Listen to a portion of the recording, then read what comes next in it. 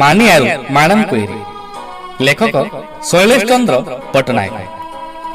ଅନ୍ଧାର ରାତିରେ ଟେବୁଲ ଉପରେ ଥୁଆ ହୋଇଥିବା ଗୋଟିଏ ହାତବନ୍ଧା ଘଡ଼ିକୁ ଲକ୍ଷ୍ୟ କର। ତୁମେ ଦେଖିବ ଏହାର ଘଣ୍ଟା କଣ୍ଟା, ମିନିଟ କଣ୍ଟା ଓ ଏଥିରେ ଲେଖାଯାଇଥିବା ଅଙ୍କ ଗୁଡ଼ିକ ଖଦ୍ୟୋତର ଆଳୁଅ ଭଳି ଚିକ୍ ଚିକ୍ କରୁଛି। ଏହାଦ୍ୱାରା ବିନା ଆଳୁଅରେ ମଧ୍ୟ ତୁମେ ଘଣ୍ଟା ଦେଖି ସମୟ କହିପାରିବ। କେଡ଼େ ମଜା ସତେ! ଦିନ ବେଳେ ଏହି ଚିକ୍ ଚିକ୍ କରୁଥିବା ପଦାର୍ଥର ରଙ୍ଗ ଈଷତ୍ ସବୁଜ ଦେଖାଯାଏ। କେବଳ ହାତ ଘଣ୍ଟା କାହିଁକି, କାନ୍ଥ ଘଣ୍ଟା ଓ ଟେବୁଲ ଘଣ୍ଟାର କଣ୍ଟା ଏବଂ ତାହାର ଅଙ୍କ ଗୁଡ଼ିକ ମଧ୍ୟ ଅନ୍ଧାରରେ ଚିକ୍ ଚିକ୍ କରେ। ଏହି ଈଷତ୍ ସବୁଜ ରଙ୍ଗର ପଦାର୍ଥଟି ହେଉଛି ରେଡ଼ିୟମ୍। ରେଡ଼ିୟମ୍ ଗୋଟିଏ ଅତ୍ୟନ୍ତ ମୂଲ୍ୟବାନ ଓ ତେଜସ୍କ୍ରିୟ ଧାତବ ପଦାର୍ଥ। ଏହାକୁ ଉଦ୍ଭାବନ କରିଥିଲେ ମ୍ୟାଡାମ କ୍ୟୁରୀ ନାମକ ଜଣେ ମହିୟସୀ ମହିଳା ଓ ତାଙ୍କ ସ୍ୱାମୀ ପେରି କ୍ୟୁରୀ। ଏଥିପାଇଁ ସେ ଦୁହିଁଙ୍କୁ କମ୍ ଶ୍ରମ ସାଧନା ଓ ତ୍ୟାଗ କରିବାକୁ ପଡ଼ିନଥିଲା। ସେହି ଶ୍ରମ ଓ ସାଧନାର ଅମୃତ ଫଳ ଆଜି ସମଗ୍ର ଜଗତ ଭୋଗ କରୁଛି। ଏହି ଉଦ୍ଭାବନ ନିମନ୍ତେ ସେ ଦୁହିଁଙ୍କୁ 1903 ମସିହାରେ ନୋବେଲ ପୁରସ୍କାର ପ୍ରଦାନ କରାଯାଇଥିଲା। 1867 ମସିହା ନଭେମ୍ବର 7 ତାରିଖରେ ମ୍ୟାଡାମ କ୍ୱେରୀଙ୍କର ଜନ୍ମ। ପିଲାଦିନେ ତାଙ୍କ ନାଁ ଥିଲା ମେରୀ। ପିତାମାତା ଶ୍ରଦ୍ଧାରେ ଡାକୁଥିଲେ ମାନିଆ। ତାଙ୍କର ଆଉ 4ଟି ଭାଇ ଭଉଣୀ ଥିଲେ। ସେମାନେ ସମସ୍ତେ ଥିଲେ ପୋଲାଣ୍ଡ ଦେଶର ଅଧିବାସୀ। ପୋଲାଣ୍ଡ ସେତେବେଳେ ରୁଷ ଅଧୀନରେ ଥିଲା। ମାନିଆର ବାପା ପୋଲାଣ୍ଡର ଭରସୋଉ ସହରର ଗୋଟିଏ ମାଧ୍ୟମିକ ବିଦ୍ୟାଳୟରେ ଜଣେ ବିଜ୍ଞାନ ଓ ଗଣିତ ଶିକ୍ଷକ ରୂପେ ନିଯୁକ୍ତ ହୋଇଥିଲେ।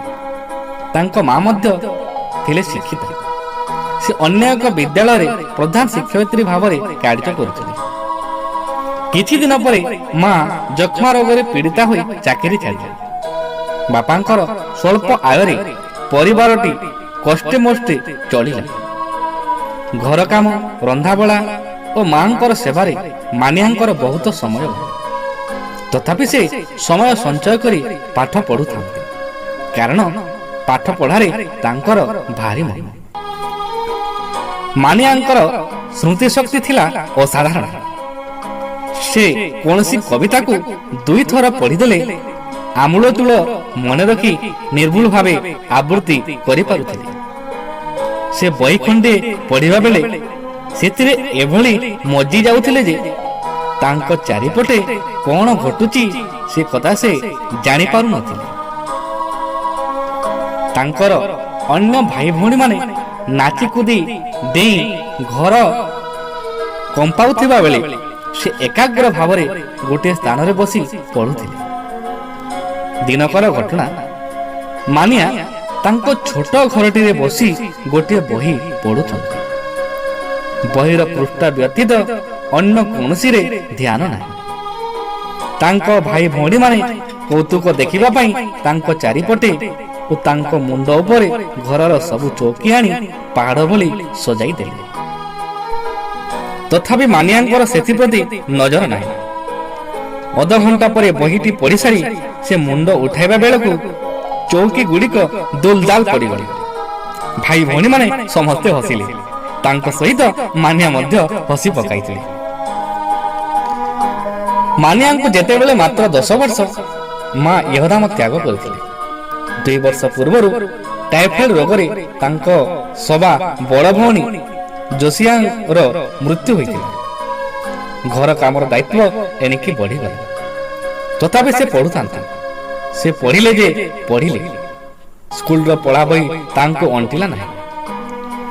ଉପର ଶ୍ରେଣୀରେ ପଢୁଥିବା ବଡ଼ ଭଉଣୀ ବନିଆର ବହି ପଢ଼ି ସେ ଶେଷ କରିଦେଲେ। ତାପରେ ବାପାଙ୍କ ଆଲମାରୀ ଥାକରୁ ଖଣ୍ଡ ଖଣ୍ଡ ବହି କାଢ଼ି ପଢ଼ି ପକାଇଲେ। ଶ୍ରେଣୀରେ ତାଙ୍କ ସ୍ଥାନ ସବୁବେଳେ ପ୍ରଥମ।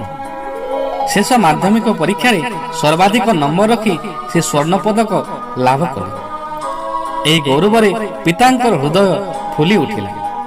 ସେ କହିଲେ, ହାୟ ଦୁଃଖିନୀ କ୍ୟାନ୍ସର, ଏହି ଗୌରବ ଦେଖିବାକୁ ଆଜି ତାର ସ୍ନେହମୟୀ ମାତା ଥାନ୍ତେ କି? ମାନିଆଙ୍କର କଲେଜରେ ପଢ଼ିବା ପାଇଁ ପ୍ରବଳ ଇଚ୍ଛା। ଝିଅମାନଙ୍କର ଉଚ୍ଚଶିକ୍ଷା ପାଇଁ ସେତେବେଳେ ପରାଧୀନ ପୋଲାଣ୍ଡରେ କୌଣସି ବ୍ୟବସ୍ଥା ନଥାଏ। ସେଥିପାଇଁ ଫ୍ରାନ୍ସର ପ୍ୟାରିସ ନଗରକୁ ଯିବାକୁ ହେଲା। ଅର୍ଥାଭାବ ଓ ଦାରିଦ୍ର୍ୟ ତାଙ୍କ ଆଗରେ ଏକ ବିରାଟ ପାହାଡ଼ ଭଳି ଠିଆ ହେଲା। ବାପା ଚାକିରିରୁ ଅବସର ନେଲେ। ବଡ଼ ଭଉଣୀ ବ୍ରନିଆ ବିବାହ କରି ଚାଲିଗଲେଣି। ମାନିଆ କେତେକ ଧନୀ ଲୋକଙ୍କ ଘରେ ଟ୍ୟୁସନ କରି କିଛି ଅର୍ଥ ରୋଜଗାର କଲେ। ଦିନେ ସେ ସାମାନ୍ୟ ସଞ୍ଚିତ ଅର୍ଥ ଧରି ପିତାଙ୍କଠାରୁ ବିଦାୟ ନେଇ ପ୍ୟାରିସ ଚାଲିଗଲେ। ସେଠାରେ ସେ ପ୍ରସିଦ୍ଧ ସର୍ବନ ବିଶ୍ୱବିଦ୍ୟାଳୟର ବିଜ୍ଞାନ ବିଭାଗରେ ନାମ ଲେଖାଇଲେ। ମାନିଆର ବାପା ଅତି ଅଭାବରେ ଦିନ କାଟୁଥାନ୍ତି।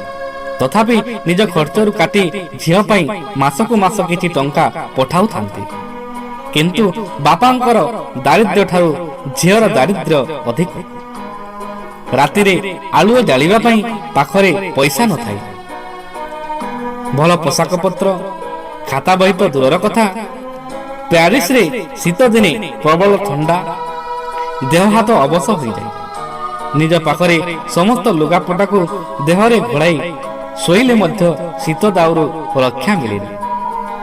ଶେଷରେ ସେ କାଠର ଚୌକିଟାକୁ ଟାଣି ଆଣି ନିଜ ଉପରେ ଲଦି ଦିଅନ୍ତି। ସତେ ଯେପରି ଉତ୍କଟ ଦାରିଦ୍ର୍ୟ ମହାବଳ ବାଘ ଭଳି ପଞ୍ଜା ଖୋଲି ଶୀତ ରୂପରେ ତାଙ୍କୁ ମାଡ଼ି ବସେ। ଦାରିଦ୍ର୍ୟ ବଶତଃ ଦିନେ ଦିନେ ସେ ଉପବାସ ରହିଯାଆନ୍ତି। ଆଉ କେଉଁଦିନ ଖଣ୍ଡେ ପାଉରୁଟି ଓ ସାମାନ୍ୟ ଟିକିଏ ଲହୁଣୀ ଖାଇ ଚଲାଇ ଦିଅନ୍ତି। ରନ୍ଧା ଖାଦ୍ୟ ତାଙ୍କ ଭାଗ୍ୟରେ ପ୍ରାୟ ଜୁଟେ ନାହିଁ। ଖାଦ୍ୟପେୟର ଅଭାବ ନିଜର ଶରୀର ପ୍ରତି ଅଯତ୍ନ ଯୋଗୁଁ ସେ ଦିନକୁ ଦିନ ଦୁର୍ବଳ ହୋଇଗଲେ।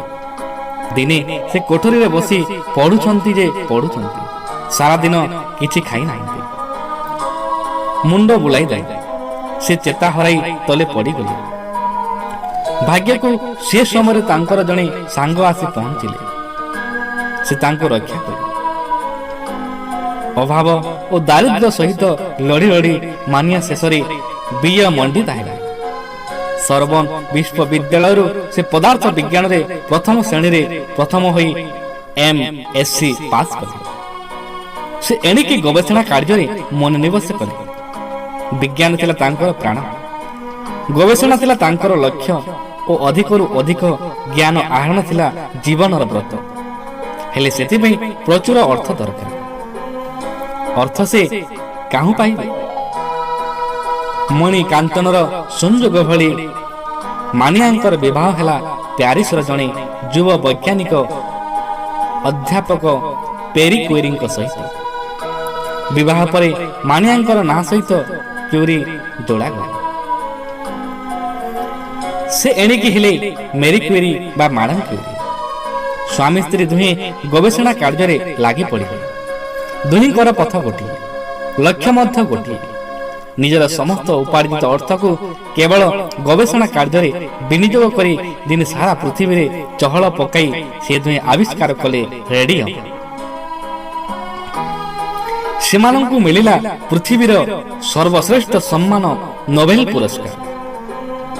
ପୃଥିବୀର ପ୍ରତ୍ୟେକ ଦେଶରୁ ତାଙ୍କ ଉପରେ ଆସି ଅଜାଡ଼ି ହୋଇ ପଡ଼ିଲା ଗଦା ଗଦା ଶୁଭେଚ୍ଛା ଓ ଅଭିନନ୍ଦନ।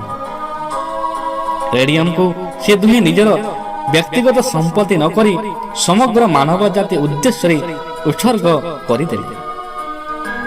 ତା ନ ହୋଇଥିଲେ ସେମାନେ କୋଟିପତି ହୋଇପାରିଥାନ୍ତେ। ନୋବେଲ ପୁରସ୍କାର ପାଇବାର 3 ବର୍ଷ ପରେ ଗୋଟିଏ ମୋଟର ଦୁର୍ଘଟଣାରେ ପେରି କ୍ୟୁରିଙ୍କର ପରଲୋକ ଘଟିଲା। ମେରି ସ୍ୱାମୀଙ୍କର ଚାକିରିରେ ନିଯୁକ୍ତି ହେଲେ।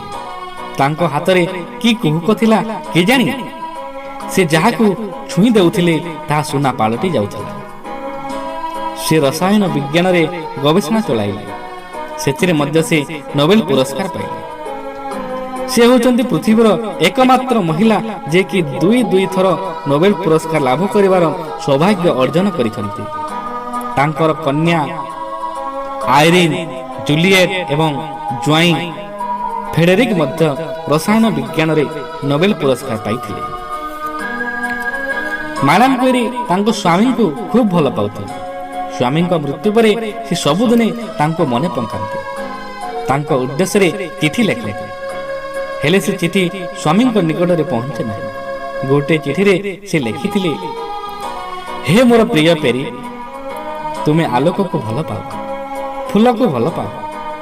ଆଜି ଜଗତରେ କେତେ ଆଲୋକ, ବଗିଚାରେ କେତେ ଫୁଲ, ଅଥଚ ତୁମେ ଯେଉଁ ଅନ୍ଧାରରେ ମୋତେ ଛାଡ଼ି ଯାଇଥିଲ, ମୁଁ ସେଇ ଅନ୍ଧାରରେ ଅଛି।